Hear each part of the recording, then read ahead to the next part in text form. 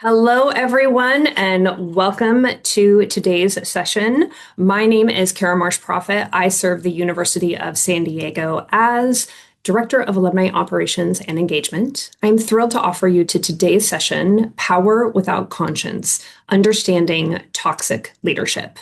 Today's session is co-hosted by the USD Alumni Association and the Knaus School of Business, and will feature one of USD's favorite professors, who also happens to be one of my favorite colleagues, Simon Croom.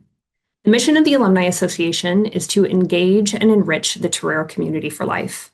Today's session certainly aims to do just that. A few housekeeping items before we get started. You may have noticed we are using Zoom webinar today, not Zoom meeting. This means that you get to sit back, relax, and enjoy the broadcast. Please use the Q&A feature to post questions for Simon. You may upvote questions as well. Today's session is being recorded and will be posted to the Alumni Association's YouTube channel next week. A special hello to anyone who is watching this recording. I'd now like to introduce one of my colleagues, Bridget Breitenberg, Assistant Director for Alumni Relations for the Knaus School of Business. Welcome to the screen, Bridget, and take it away. Thank you so much, Kara, and welcome to all the lifelong learners out there. It's such a joy to have you on, and this is obviously a fascinating topic. We have so many of you registered, which is exciting. And it's my pleasure now to introduce you to our guest speaker today, Dr. Simon Croom, Professor of Supply Chain Management. Dr. Croom is one of the most cited academic authors in the field. He joined the University of San Diego's Knaus School of Business in 2005 as the executive director of the Supply Chain Management Institute and academic director for the Master in Supply Chain Management program. Simon has also served as an advisor on e-procurement to the UK government and has delivered keynote talks around the world on supply chain management, strategic improvement, and more recently on disordered personality in executives, which is what we're going to be hearing about today. And so it is my pleasure to introduce and welcome you, Simon. Thank you. Thank you, Bridget, and thank you to Cara. And welcome. And it's a joy to see some new names and some familiar names in the attendance list. By all means, pose questions through the Q&A, and I'll try and answer those either as we go along or at the very end. I'm also going to take the pulse of the audience at three different points with some polls. So I'm interested to learn from you. Why are you interested in learning from me about this topic? But I'm sure together we'll go on an interesting journey today. Okay, so let me share my screen. Hopefully that's all working fine. Yeah, so just a little bit of background about myself and why this topic. So I'm a procurement guy, a supply chain professor, been an academic for 35 years, but before that, worked in business. I've done a lot of consulting, worked with government, worked with nonprofits, worked with many for-profit organizations. And a question kept bugging me. Probably 15 years ago, talking to students who were sharing some challenges, let's put it politely, with operations improvement initiatives. And one of my dear colleagues, a very famous consultant called Robert Porter Lynch, said to me, you need to look into the dark triad. And that was that. So that's what we're looking at today. We're going to think about the dark triad. So let me just share the agenda with you. I want to be very clear. This is not about diagnosis of any individual. That's not my role. It's really about sharing an understanding on the personality construct of the dark triad. The dark triad basically refers to psychopathy, narcissism, and Machiavellianism, three elements of disordered personality in some ways. I want to talk about the characteristics and traits that accompany the dark triad as well. So we've got some understanding of that, looking at observable rhetoric, what do people say? How do they behave? And then share empirical evidence with you of not just my research, but other research in this area And then finally, to share strategies related to how can we address toxic leadership or difficult leadership, shall we say, but it's usually toxic. So why do I have the audacity to talk about this? I have a graduate degree in psychology from the University of Liverpool. Actually, as a lifelong learner, I graduated when I was 61 with that. I've published a number of articles and been very fortunate to work with Katrina or Kate Fritzen and Nathan Brooks, both what I would call real psychologists because that's their career path all the way through.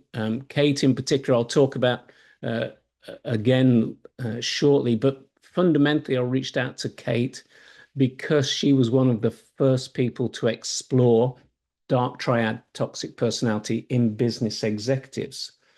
Another guy who's very influential is Professor Robert Hare, a Canadian. This is me at the Symposium for the Scientific Study of Psychopathy, which sounds like all S's, but obviously psychopathy has a P, and had the joy of having a conversation with him. I would point out that he's 25 years older than me in this photograph, and he looks about 5 years older than me, but fascinating guy. And what he said was this, that psychopaths are predators. So there is an evolutionary element to why psychopaths exist in humans. But these are important things to think about, that they use charm, manipulation, intimidation, sometimes violence to control others. And I've highlighted two things here. One is the predatory nature. The other is lacking in conscience and in feelings for others. He said that they cold-bloodedly take what they want and do as they please, and are responsible for a markedly disproportionate amount of serious crime, violence, and social distress in society. The reason I mentioned Robert Hare, apart from him being an amazing guy and an amazing author, was that he was asked at a conference of police commissioners, are all psychopaths in prison? And he said, yeah, no. Some of them are in boardrooms. And that was in the late 1990s. And that was the catalyst for a slow but increasing element of attention to the issue of psychopaths. He wrote a book, co-authored a book called Snakes in Suits. And I highly recommend that to you. It's 20 years old, but I highly recommend it to you. But the guy who was first associated with identification of psychopathy is a guy called Hervey Cleckley, which is the dream name for a psychologist. And he said that more often than not, the typical psychopath will seem particularly agreeable and make a distinctly positive impression when he is first encountered. And I'll stress the he, and we'll come back to that.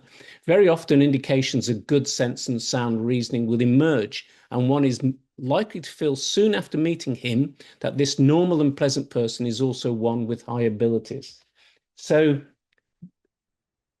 I talked about psychopaths being predators. We also have to think about chameleons who can adapt to their environment.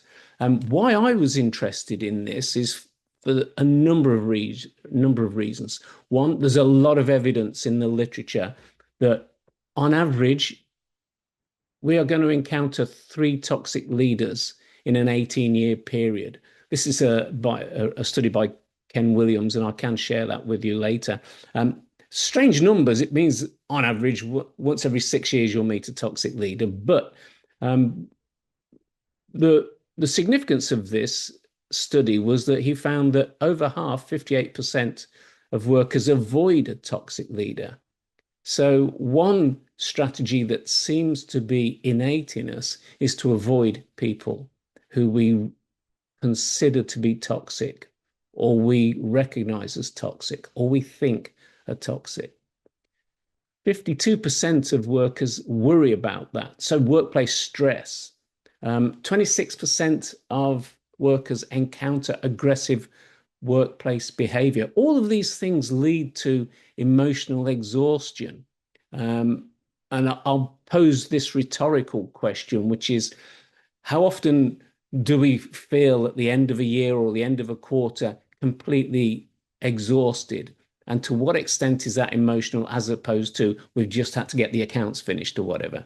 Um, he also found something interesting. And as a procurement guy, I'm very interested in the incidence of fraud and misuse of procurement processes. And it said, and his study highlighted that toxic or dark triad leaders more likely to use abnormal accruals. In other words, crooked accounting, and a lot more unethical decisions. So let's dig in to the dark triad, and then I'm going to ask you some questions. I'm going to ask you one question in a minute. So the dark triad consists of narcissism.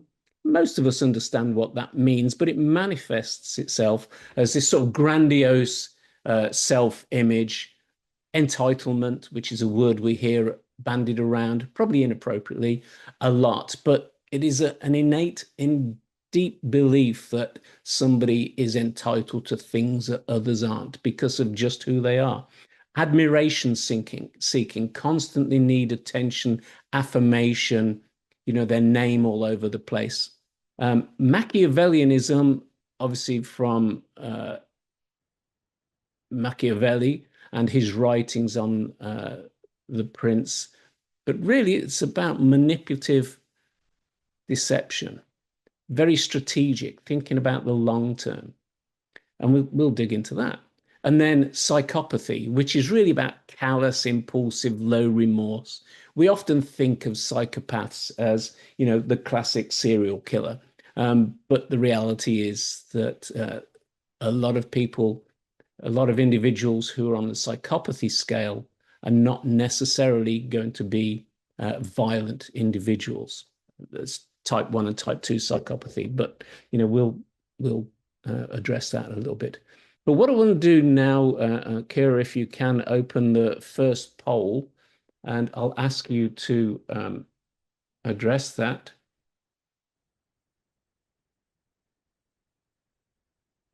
So hopefully you can all see this. The question is, where have you most observed toxic leadership behaviors?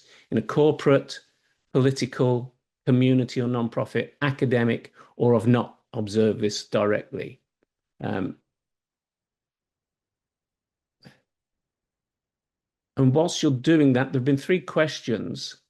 Do leaders refer to any level of leader or even middle management? It's anybody who has responsibility for directing others. So it could be a supervisor, it could be a shop floor foreman, it could be a retail store manager, it could be the CEO. So Jessica, it essentially refers to anybody with responsibility for others, because that's one of the important factors.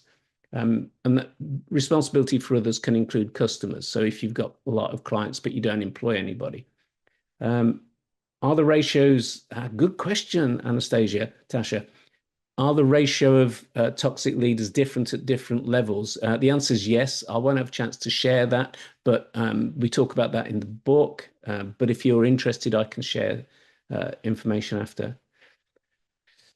Oh, Jamie, does dark triad evolve over time? There's definitely some adaptation. We know that personality traits change over time. Conscientiousness, for example, can increase over time. Neuroticism can decrease over time. So we're early stages in understanding that. I've got a study that we're analyzing at the moment with about 1,500 respondents. And one of those things is to look at age relationship. And we certainly did in one of our studies find that certain elements of behaviors do change over time. Okay, so hopefully we've had a chance to answer that poll. Cara, if you want to close that and then just out of interest, pop up the findings, that would be great. Yeah, here we go. Sort of, we've seen it in our organization. We see it in public leadership. Certainly, I'm not going to get into that, but certainly it's one of the challenges that has been written about a lot in the last 15, 20 years. Academic institutions, well, we work at a university, community or nonprofit. Yeah, it's interesting. Only 3% of you have not experienced this directly. Yeah.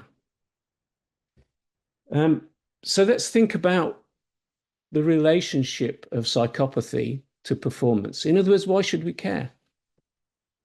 There is some interesting work on successful psychopaths. Kevin Dutton from Oxford in particular has written about this. And there have been a number of other studies that I talk about in my undergraduate and graduate courses that have shown that in some ways psychopathic traits are necessary. They exist for a reason. It's not just about being predatory, it's about being able to control emotions. For example, if you're a first responder, a brain surgeon, a special forces operative, if you get really anxious and you're nervous about upsetting other people, it makes it a little bit more difficult. Whereas if you can detach yourself, maybe not get emotionally involved. It's called social affect. If you have a lack of affect, that can help you. Um, they talk about the God complex that surgeons and consultants have in some of the healthcare literature. And Henry Moore, who's a British brain surgeon, writes about this, that at certain stages in his career, he felt like he had godlike powers. These were his words, not mine. But he realized that it was because of how he became detached from the emotion of operating on an individual and became focused on the mechanics.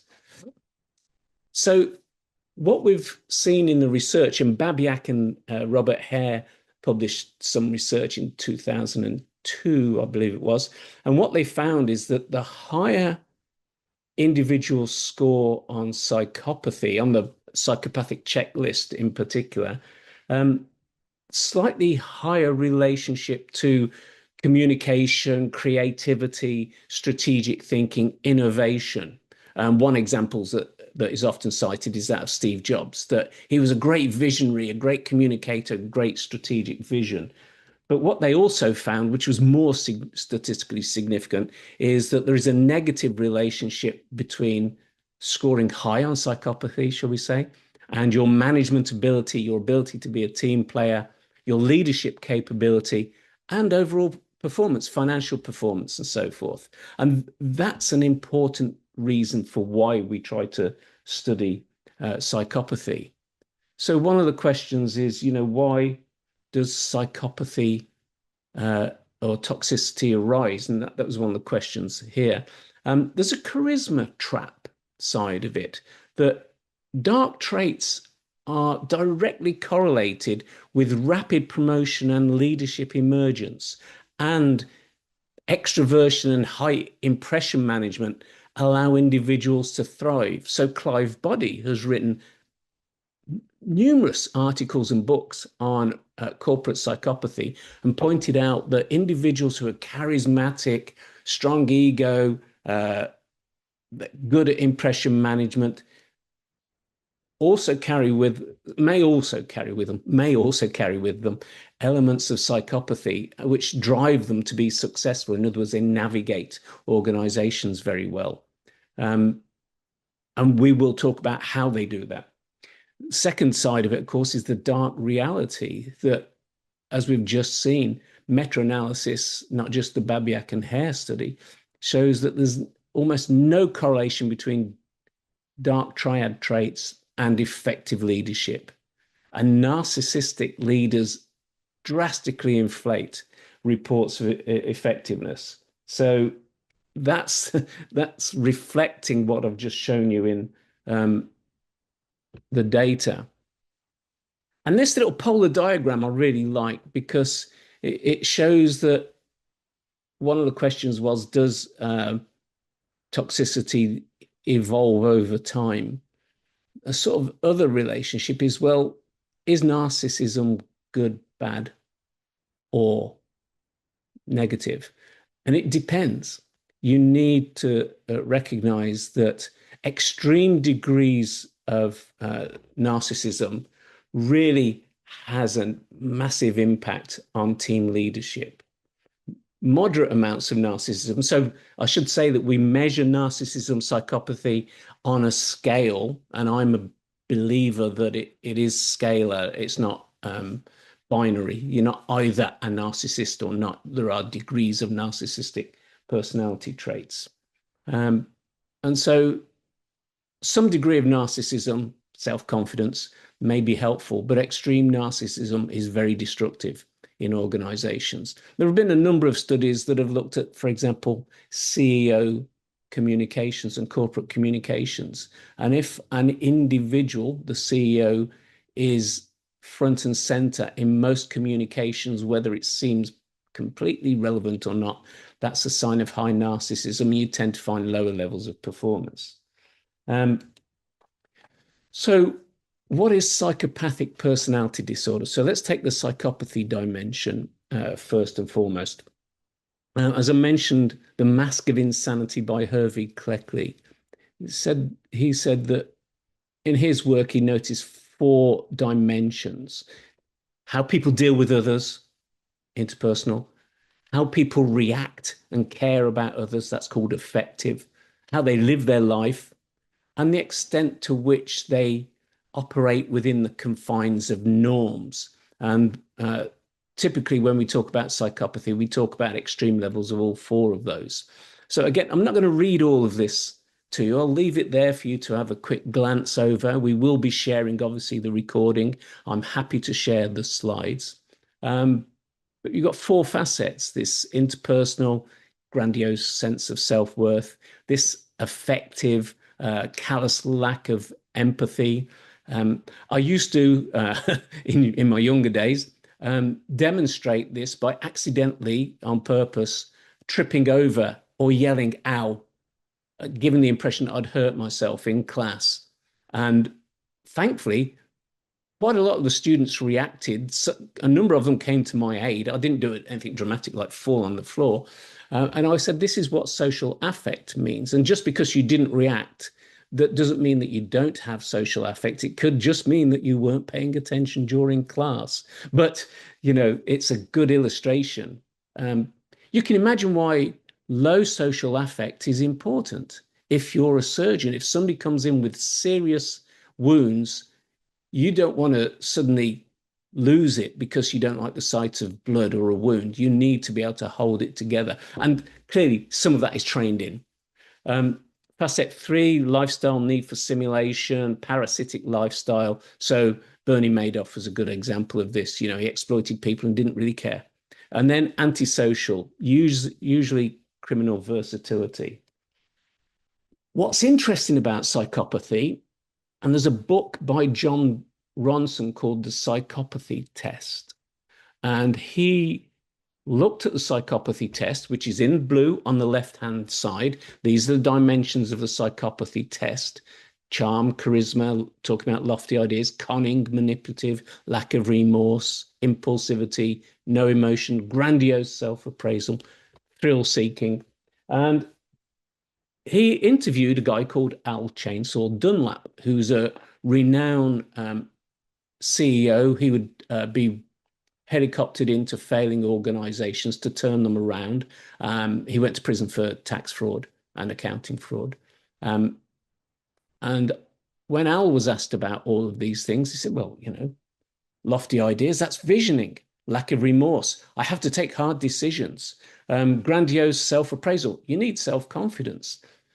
And what's interesting is when you read some of the leadership literature about what makes a robust leader from empirical evidence, the words on the right kind of align with those on the left. Now, this was Paul Babiak and Robert Hare's particular way of presenting it. I'm not taking an opinion on it other than to say that the chameleon element of being a psychopath, the fact that you can adapt to your environment, means that you can give the impression of being a great leader because you're narcissistic, but you're charming, but completely corrupt.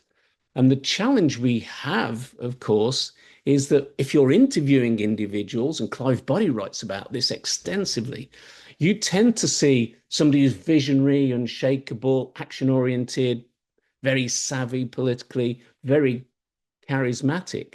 And if we think about the hiring problem, typically we interview people for anywhere between, 30 minutes to a couple of days. So my interview for USD was a day and a half. My interview at Warwick Business School, my previous university, was 2 hours, an hour of presentation on my research and an hour of an interview, if that.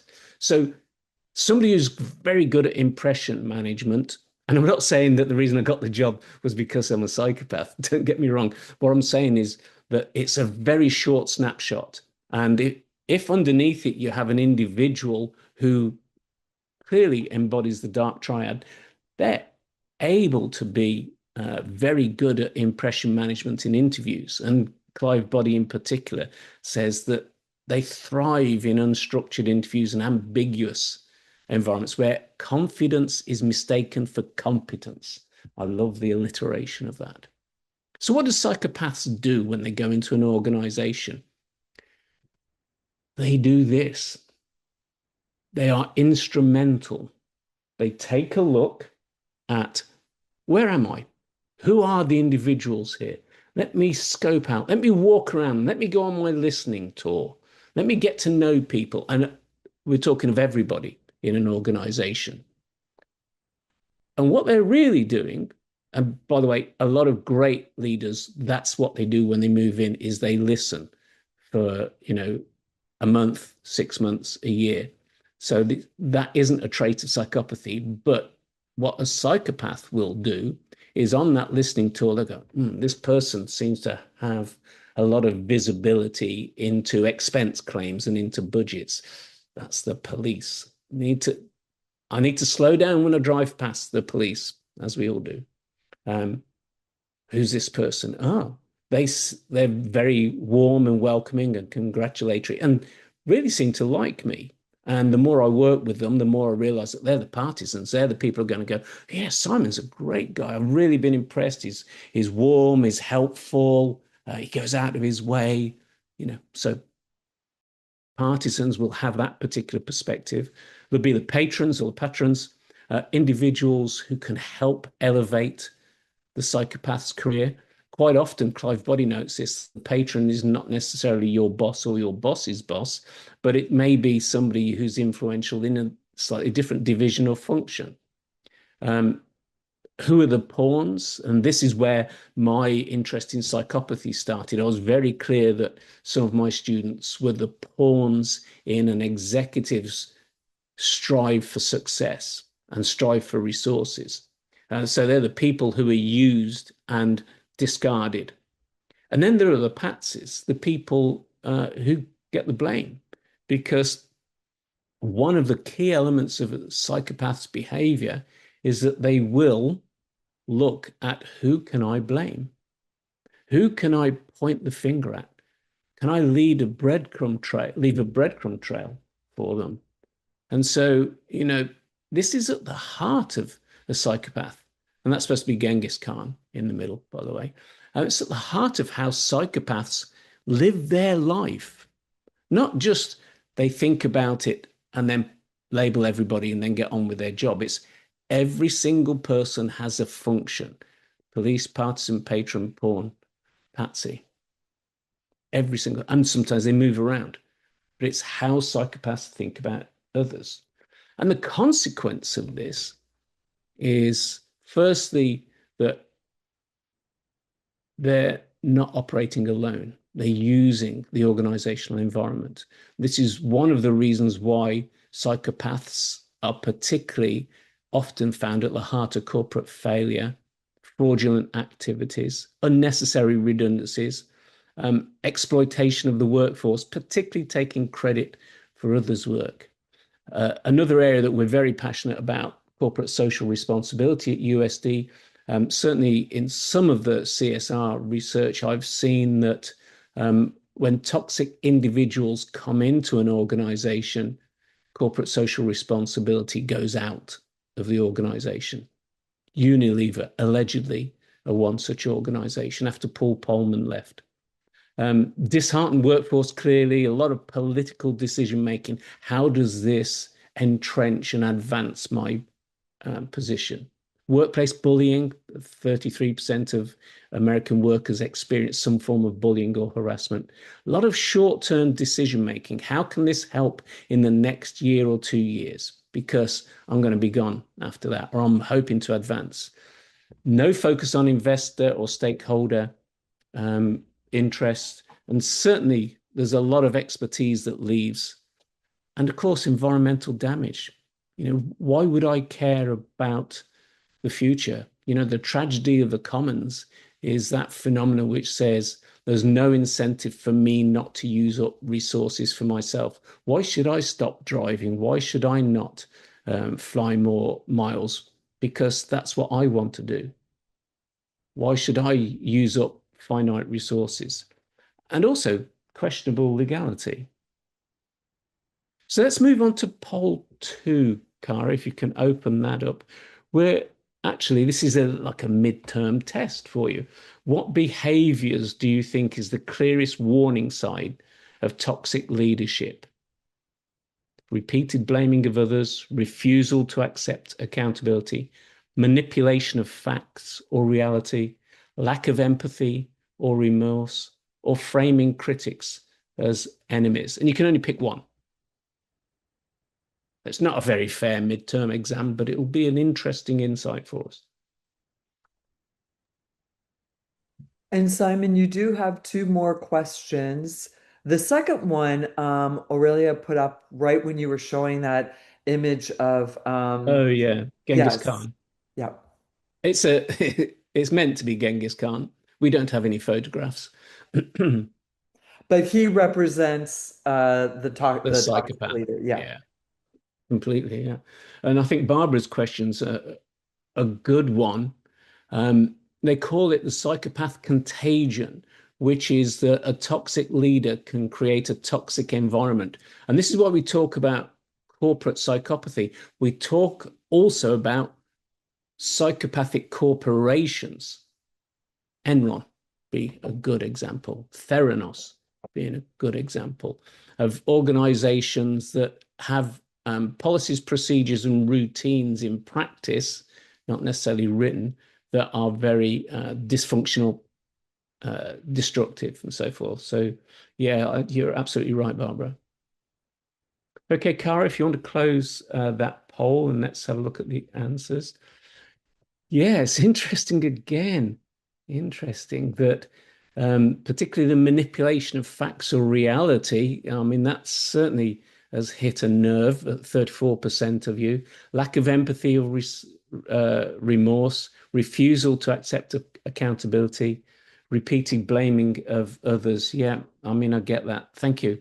Thank you for sharing that. And thank you for your insights. I'll be interested to see this. So Machiavellianism is another element of the dark triad. And it's about a manipulative, calculative style of behavior to use others to gain advantage. And so there are a number of elements of manipulation that we see, almost to the point that we just heard about, how a toxic leader creates a toxic environment. It normalizes dishonesty. And I've certainly seen that firsthand in consulting work over the decades, where from time to time, let me give an example if I can. I was an advisor to the UK government, as Bridget mentioned at the start. This was in the end of the last century, early part of this century. And it was very interesting that you'd come across small pockets in a local government of where there'd been corruption and there'd been fraud taking place. And as we were trying to professionalize procurement and get more data, these things came to surface.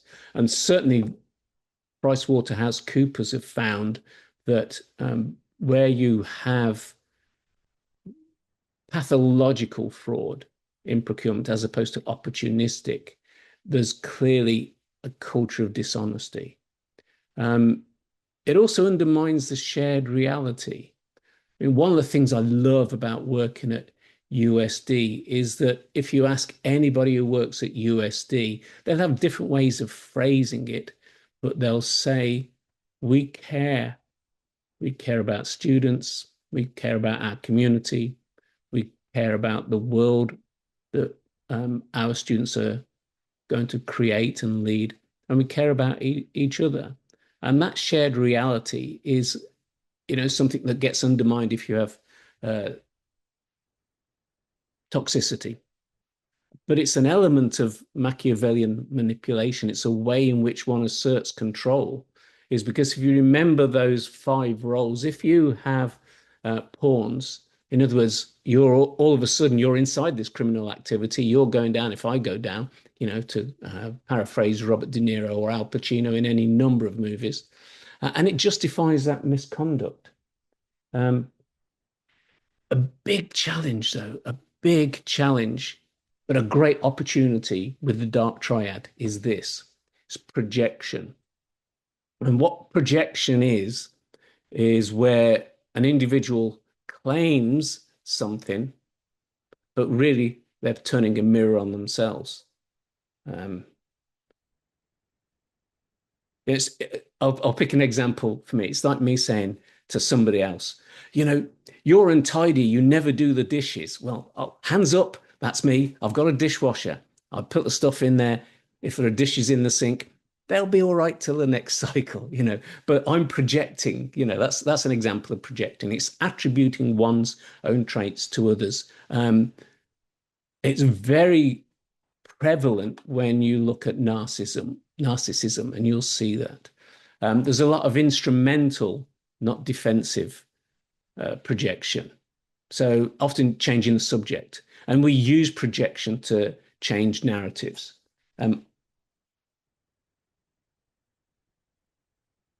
Thank you, Barbara, for your comment about the fraud issue. Sounds like our current political environment.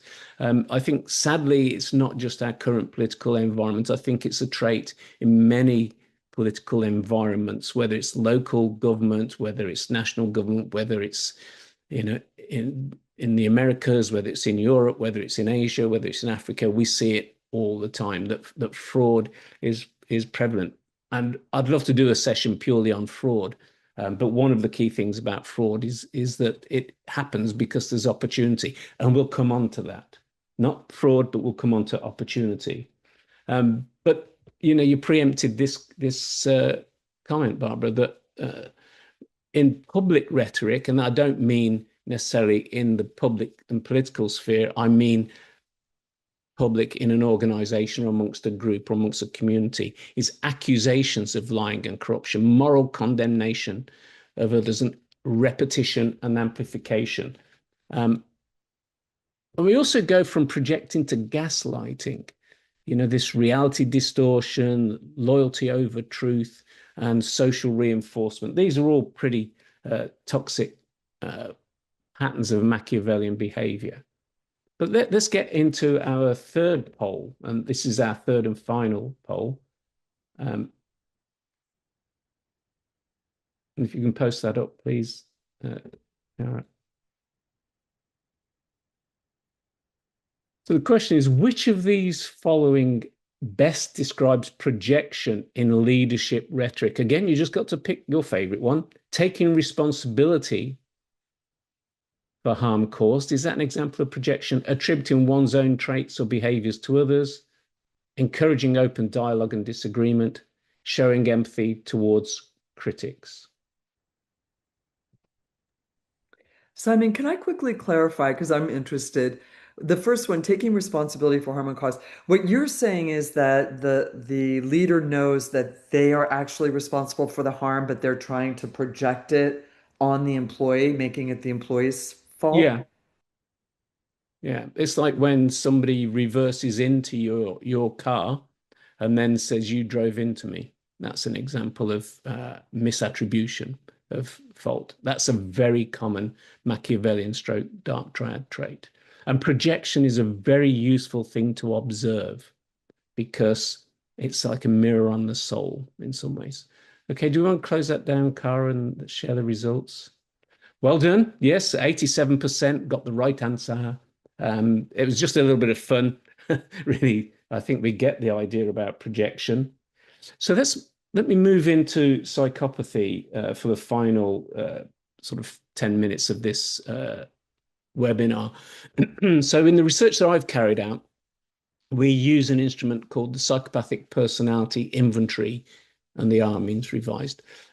And the reason we do that is because it's an instrument that's designed for studying what are called community populations. In other words, people who are not in prison or in a mental health institution, but it's for corporate and general public. And the interesting thing about one of the interesting things about the PPI is that it has three factors to describe psychopathy. Fearless dominance. I'm not scared of the snake and I'm going to take charge. Self-centered impulsivity and cold-heartedness. And you can see how those embody what we've already talked about in terms of psychopathy.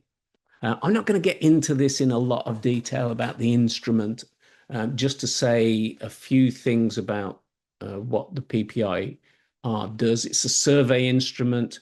We ourselves have used it 3 times in the last decade, and we're just in the midst of our biggest study with about 1,400 respondents, where we're looking at how people perform, how people score on these variables. So what did we find? What we found was quite a high incidence of psychopathic disorder in corporate executive level population. So I had a hypothesis that people who work in procurement, because they have the opportunity to be important, in other words, well, I worked in procurement. One of the reasons I love working in procurement was that suppliers treated me well. They treated me as important because I was awarding contracts, choosing suppliers, and negotiating prices. They treated me as important because at high days and holidays, they would provide gifts, take you out for lunch. Again, this is last century stuff, not this century stuff. And I thought, well, I wonder if this comes back to one of your earlier questions, whether this will develop some form of narcissism. So we thought that there would be a higher incidence of psychopathy in corporate psychopathy in purchasing and supply than in the general corporate population. We did not find a statistically significant difference. What we did find was this. I'm going to take a drink because it's making my heart race to think about this every time I read it. We found that 12% of our sample scored somewhere above a clinical cutoff for elements of psychopathic traits. And I choose those words carefully. Firstly, most people did not show any sign of psychopathy, but there were those who showed more than a random high incidence of psychopathy. And we found 1 in 8, 12% of individuals had degrees of psychopathic personality disorder. And I'll come on to what they look like in a minute, what those traits look like. And this kind of mirrored some previous research, because there is research which says about 1% of the general population scores above the cutoff for psychopathy. Kate Fritzen, my co-author, her first study didn't necessarily show a high incidence necessarily. What she found was that business executives had very similar levels of narcissism, histrionic, and compulsive traits to those in mental institutes, prisons, and psychiatric prisons. So it kind of backs up previous research. You'll recall that when I was reading out the definition from Hervé Cleckley, that he used the word he, because the prevailing wisdom was that psychopaths were all male. I don't know why. It was lack of research, to be honest. But we found that males had slightly more propensity to psychopathy than females. But more importantly, that it manifested itself very differently in females to males. And how it manifested itself is that females in our study who scored above the clinical cutoff for psychopathy tended to score highly on those factors of carefree non-planfulness. In other words, they might go around the rules, policies, procedures. They might dig their heels in to do things that are normally not acceptable from a policy or a process point of view. Also scored more highly in cold-heartedness. In other words, that ability to be dispassionate. Whereas the male who scored high on psychopathy tended to be characterized by fearlessness. Kind of alpha male is the best way of describing it. So there is a gender body of gender research which kind of supports this a little bit, and we're trying to explore it even further. That psychopathy, narcissism, and Machiavellianism manifest themselves differently in females to males, statistically differently. That means that not every woman who's scores highly on psychopathy is completely different from every male. It's just that statistically there's some difference between the distributions. For those of you who love the numbers, here they are. I'm not going to leave it here very long. You can go onto YouTube and freeze the screen and analyze it. But the key differences we found in between the genders, with, as I say, that males scored lower on carefree non-planfulness than females, scored lower on cold-heartedness than females, but higher on fearlessness. Okay, what do we do about it? The best illustration, I think, is the same way, and this is meant to be dolphins dealing with sharks. The way that we know dolphins behave around sharks is that they collaborate. So one-on-one, your shark's going to win. You know, one dolphin versus one shark. It's not a good time for a dolphin. But dolphins are social animals, and the way they deal with sharks is by collectively repelling. And that's really at the heart of the way to deal with toxic individuals. But I wanted to spend a bit more time on that. I think, firstly, it's establishing psychological capital or emotional capital in organizations is that sense of well-being. To what extent do we have hope? To what extent are we efficient? To what extent are we resilient? What extent are we optimistic? And we know when we think about how we sustain ourselves through difficult times, when you've got that colleague or that partner who's always hopeful or always optimistic, or is a positive character, that strong psychological capital is so important. I've certainly found that myself, you know, being with somebody who has that optimism, always looks on the bright side, can really lift spirits, makes all the difference. And I think that's an important element of a culture in an organization. And it was described as, you know, leaders may come and go, but the workers remain. So it's one of the things we have as workers, as those who may or may not have toxic leaders, one of those things that we have responsibility for, which is establishing an environment where we work together and support each other. We can get into a little bit more detail, and this is some of the things I do recommend. Relentless documentation, this tactical neutralization, that we document every interaction, every directive, and every instance of reckless behavior. The reason for this is that we quite often don't believe our own eyes. We don't see patterns. We have recency bias. We have all sorts of biases. One of the things, if you've ever taken any of my classes, that I've recommended is keeping a journal. Keeping a journal in life is very good. Keeping a journal in the workplace, because, and now with, you know, online journals or using your phone and using AI, you can start to see patterns that aren't always painfully evident. One of the things that a number of students said to me years ago was, it's me. I just can't get on with, I'll call him Alan. That wasn't his name. I can't get on with Alan, but I just think he doesn't like me. And, everybody says he's such a really nice guy, but I can't put my finger on it. And I did say, well, document every instance. And when you looked at the documentation over the space of a year, it was really interesting. Microaggressions is one way of describing it, was how this person was coping with it. So I really encourage documentation, both formal and keeping journals. I also think about having hardened boundaries. It says here, never sign documents or agreements that make you liable for reckless decisions. And also choose your battles strategically. I mean, this is kind of how we manage bosses anyway. We think about our boundaries. A boss will want to bring in changes. Many of them are not driven by any personal agenda. They're driven by, this is how I think we should operate. Choose your battles. What are the things, what battle you're prepared to stand on? And healthy detachment, easier said than done, but healthy detachment is important.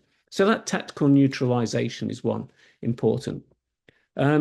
Also recognize what's outside your sphere of control and what's inside your sphere of control. You can't change somebody's personality. Not everybody is like us. That's the big failing that we have as humans. We think everybody thinks like we do. As you get older, you realize that they don't. But if you've got kids or, in my case, grandkids, it's interesting seeing how they make sense of the world, how they think about it. Teenagers in particular. Teenagers will say, oh, the girls don't like me. They're really mean to me. They pick on me because, they don't like my hair. They don't like the shoes I'm wearing. Everybody hates me and they really dislike me. And you go, actually, they probably never think about you. Every other teenager is thinking about their own insecurities. So keep that in mind. Think about what you have control over, your emotional reactions, your professional detachment. How do you avoid it? You've got three strategies. It's called exit, voice, and loyalty. I'm not recommending loyalty to somebody who you're convinced is toxic. That doesn't make long-term logic sense. So voice, can you manage it in place? Can you deploy those tactical neutralizations? Can you establish the hard boundaries? Invest in psychological capital. So quite a lot of initiatives, and we have them at USD. A lot of initiatives are community initiatives where employees get together around particular ideas, particular issues, whether it's mentoring, whether it's service, whether it's technology. And those groups are where you find your release and your comfort. So that's your managing in place. The other is making sure that you seek options. Can you get out of here? Can you get legal advice? Big caveat here, corporate HR is not there to protect you. They're there to protect the company. And I think this is one of the issues that when I say we, myself, Kate, and Nathan have come across quite a lot in our research, is the surprise when you report something to HR that you do not get pat on the back and elevation and awards and kudos and that the organization tries to deal with the situation and remove the organization's liability, not your liability per se. And thinking about, where's your next move? And we call this sort of systemic inoculation. I'm a supply chain guy. So some of the things I talk about is that transparency, have unbending rules and processes, visible sanctions for toxic behavior. And toxic behavior can be intentional avoidance of the rules and the policies and procedures. I think prioritizing psychological safety, having wellness support, 360-degree reviews are really important. They're not just important because they give a voice to subordinates. They're important because they provide an equitable voice and a good way of understanding the climate. And just make sure it's very clear what is and is not to be done. So why does it matter? This is my last slide, and then we'll open up for any other questions.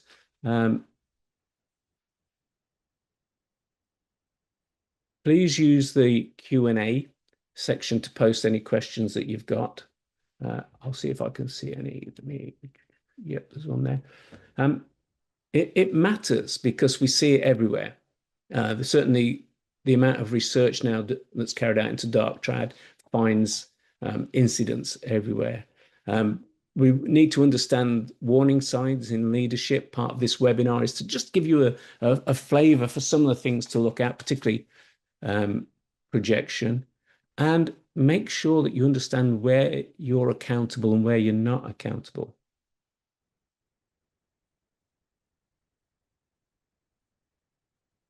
Yeah, an interesting comment here about trying to be optimistic and give positive affirmation even to a toxic person. We have to be very careful that we don't label anybody who's difficult to deal with as psychopathic, narcissistic, or Machiavellian. Some people are just difficult to deal with, because of their personalities, and it may not, and it certainly won't always be psychopathy. And one of the warnings I always give at the end of these talks is the minute you know more about psychopaths, you see them everywhere. And John Ronson, who wrote the book, The Psychopath Test, and there's a great YouTube video of him discussing this, he will say, the problem is you start to see psychopaths everywhere, but they're rare. Toxic leadership can exist because somebody who's in a leadership or supervisory position is concerned about their position, is concerned about their and their department's performance, has an ill-informed view of what would constitute good performance as well. So often it's incompetence and not toxicity, so there are all these things. I sound really negative when I talk about this, but the topic is we're dealing with a dysfunctional side of personality. Do I think the rise in mental health awareness and treatment will curb the amount of leaders with dark triad traits? I don't know what the evidence is in terms of the rise of mental health awareness and treatment. There's a massive shortage of psychologists and psychiatrists, clinical psychiatrists around the world. And so the support is very difficult to get. Clearly, services such as BetterHelp and people increasingly being aware of their own well-being, but it's not universal. We may be a rarefied sample of individuals. What are the best day-to-day strategies? Keeping a journal is the best day-to-day strategy. Finding allies, finding others in the organization, not necessarily to, form an alliance against the toxic individual, just for that psychological capital, just for a sanity check. Is there a way to ensure reward structures do not reward psychopathy? Well, sadly, in a lot of cases, the reward structures are fundamentally about rewarding short-term financial gains, which immediately opens up one opportunity for corruption and one opportunity for fraud. I'm mindful of our time barrier. I'm now no longer in charge. I hand it back to you, Cara and Bridget. Another huge thank you to Simon, to our alumni who are still on the call. Thank you. Those of us who work at USD, Simon, Bridget, and I, we see the good work that our alumni are doing out in their boardrooms, in their classrooms, in their church halls, in their living rooms. Thank you for representing our alma mater so beautifully. Know that we appreciate you. You are valued members of our community, and we hope that you have a beautiful weekend.